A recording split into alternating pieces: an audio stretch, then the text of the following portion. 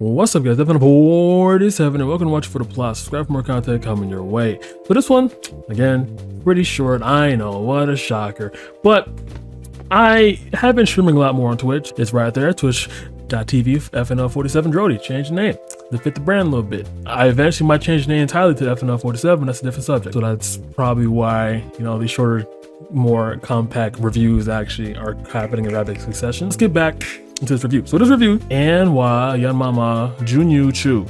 That's the show I'm reviewing today. 2 episodes, 60 minutes each, and it's about 10% of non-Kuma material. What do I mean by that? Take a wild guess, given the material I've covered in this channel. Now, the entire premise of this is like forcing CD to the max. You have the main character, Sano, who's a college student, finally out of high school. And you got his interests, at least, and her name is Aika. Now, they obviously are related, given the fact that, this is common trope nowadays. And like the thing is, right, I stumbled upon this when I went to look at my source and I sorted the tab by most popular and plot, and this had like 6 million views and on one episode, and the other was like 5 or 3 million. So it's like, so this is what the people want. This is where the bread and butter is at. This is where all the Kumas congregate. Like, I don't know if you've seen that one picture of like boys when they talk about Xbox versus PC versus boys and talk about like hentai stuff like that. Show this is it.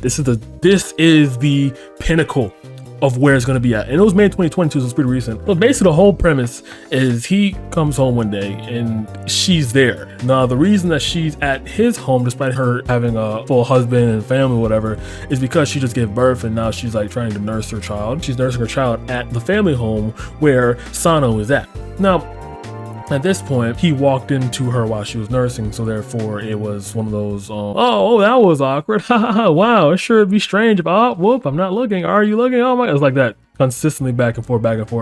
And it's like, what are you doing, dude? Like, I know what you're going for, but it's like they're trying to be too on the nose. It's like if JoJo's right had even buffer manly men for main characters, and then he goes to her backstory like a narrator is explaining like, yeah, so she has 2 kids, a husband who was a beefy mafia man, which is very questionable, right? It's like you're gonna assume that her husband, because he looks buff and shit, is part of the Yakuza, but yet you're gonna try to make moves on her. That doesn't seem too smart. Let's be honest here. I'm paranoid, right? I'm not that strong. If I were in that situation and I thought that someone's husband had ties to, a militant group and just does whatever the fuck they want, I'm not gonna fool around with him, obviously. But he does. And that's in episode 1. I just do that in the entire episode.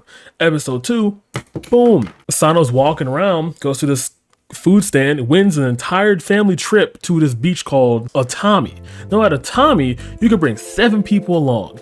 And Aika is like, hey bro, listen. I want to keep this going, so let's bring the whole family over, because I can't leave my children behind, obviously. And they go to the family trip, and they're having a blast, beach time, yeah. And I'm thinking here, it's like, okay, so they're just gonna skip past this beach scene, and they're not gonna, at the beach up, but they do it, obviously. And at that point, it's like, okay, so it's just, this is just gonna be it, right? This is gonna be it.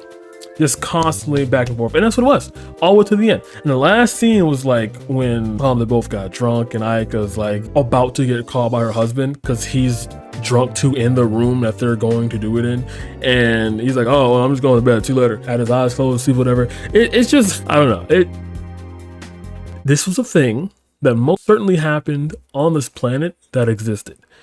And they never get caught, obviously. It ends a series with basically them getting pregnant, and her scapegoat is basically saying, oh, well, you guys have the same blood type, so like it's gonna be fine. Even though they're like 3 shades separating from skin tone from one another, like completely different skin complexions. So like if you don't have the same skin tone as the other children do when you give birth to another child, Aika, there are gonna be suspicions that are gonna rise up, like, hey, did you or did you not have liaisons with other people who have lighter skin? Whose child is this? Like, you're gonna ask the question. However, he's not gonna do that. Why would he investigate whether or not his wife is cheating if he's a Yakuza boss? He assumes that no one's going to try his wife because he is a Yakuza boss, according to Sano. So therefore, given that his masculinity is secured in that aspect, he has nothing to worry about, even though he totally does, and it's hiding under his nose. So it's like a complete, like, not a double bluff, it's like a double flip of expectations, right? Because instead, he's using the thought of people seeing him that way as security and trust to his wife. While on the flip side, you got Sano here, is terrified of that. However, despite that fear, he's going through with it anyway. did I try to apply like some like vague philosophical theory on this? Yes, okay, I did. But like that was that. And yeah. Alright guys, all of an outro, but if it didn't matter because nobody found the video. Good night.